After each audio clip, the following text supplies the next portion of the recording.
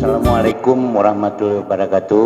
Waalaikumsalam. Saya dari Jamaah Masjid At-Taqwa Sungai Sengkol.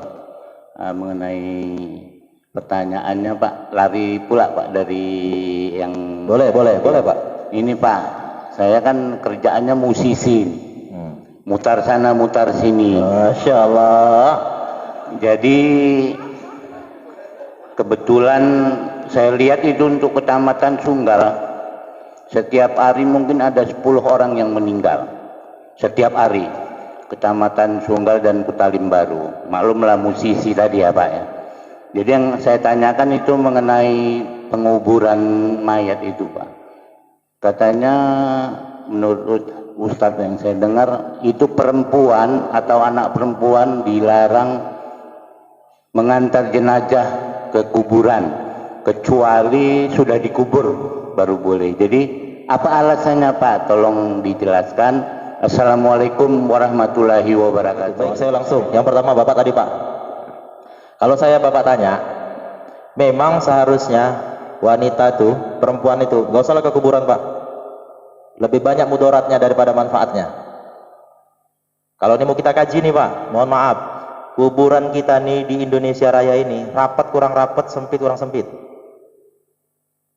Kalau orang tua kita dulu Pak ngajarkan masuk kuburan, disuruh buka sendal, buka sepatu Pak, ditenteng. Tadinya saya nggak paham tuh Pak. Saya tanya sama atuk-atuk itu, almarhum Syekh Hasan Maksum Lubis Pak, tuan guru rambut merah, pernah menjelaskan begini.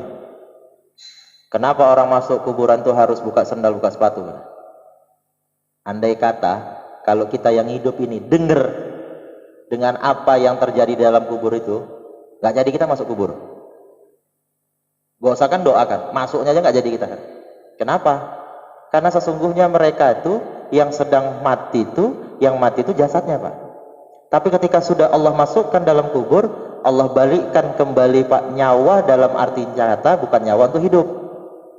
Tapi karena mau kena sidang sama para malaikat.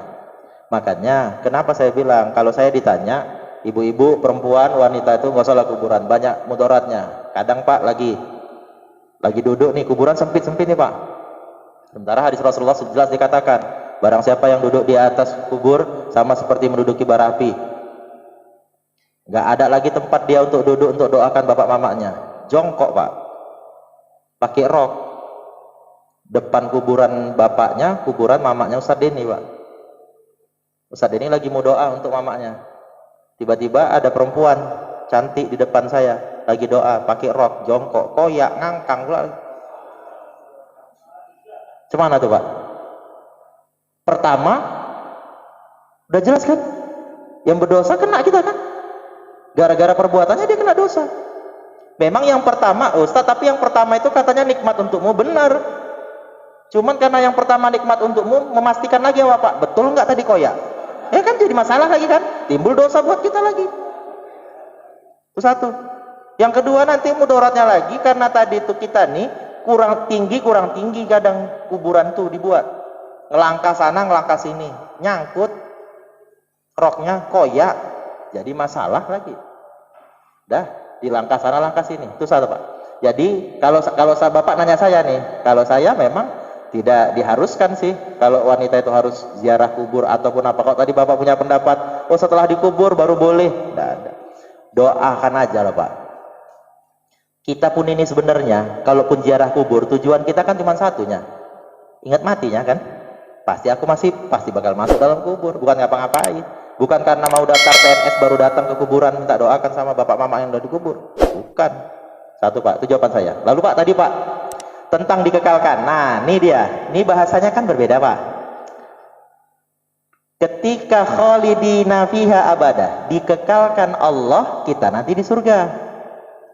Pertanyaan saya tadi apa? Apakah surga itu kekal? Kan saya tanya. Apakah surga itu bakoh atau kekal? Tidak. Kenapa? Kita ingat yang di awal. Allah punya sifat bakoh, kekal. Maka semuanya akan hancur, binasa Pak. Sama seperti ini Pak. Kalau saya tanya, kalau Allah ada sesuatu yang lain namanya Allah, apakah tetap Allah? Supaya nanti Bapak bisa paham dulu nih. Contoh nih Pak, di surah Al-Ikhlas itu jelas kan, Kul huwallahu ahad, Allahus samad, lam yalid walam yulad. Jelas di situ. Allah itu esa, cuma satu, tidak ada lagi. Makanya belajar dari anak TK kita nih semua nih Pak, termasuk saya kemarin Pak. Ketika anak TK itu dimasukkan nilai-nilai kebesaran Allah, tapi kita terlambat. Kenapa terlambat? Anak TK sudah diajarkan bahwasannya kalau bukan Allah, bukan Tuhan kita. Tuhan kita cuma siapa? Allah. Jadi kalau ada nanti yang bilang, oh Allah itu Tuhan, maka anak TK yang jawab, bukan. Kenapa? Tuhan kita cuma Allah. Inilah yang sekarang sedang terjadi Pak. Ini mohon maaf, ini direkam Pak, dengan pesantren Al-Zaitun itu Pak. Ya, saya terus terang, kalau ditanya saya nih hari ini Pak, terlepas dari kurikulum pendidikannya, kita tidak salahkan. Tapi orangnya, individunya, itu dia. Makanya ketika nanti akan dikekalkan Allah kita di surga, sekarang kalau Allah tidak ciptakan kita semua ini, boleh nggak Pak? Makanya ketika Allah mau ciptakan Adam, diprotes Allah diprotes. Nggak usah ciptakan Adam manusia, nanti buat kerusakan di muka bumi. Tapi apa kata Allah? Aku lebih tahu daripada kalian. Karena banyak yang protes, malaikat protes, nggak usah ya Allah, nanti merusak kehidupan di muka bumi, terjadi pembunuhan, berdarah-darah. Apa dikatakan Allah? Aku lebih tahu Allahnya. Makanya ketika kita nih hari ini Pak, mengejarnya tadi pahala, mengejar masuk surga, boleh. Tapi lama-kelamaan kita nggak milih-milih, nggak ada mikir-mikir lagi yang namanya surga, nggak mikir-mikir lagi Pak yang namanya pahala. Yang kita pikir hanya mencari rahmat dan ridho Allah saja, tidak ada yang lain.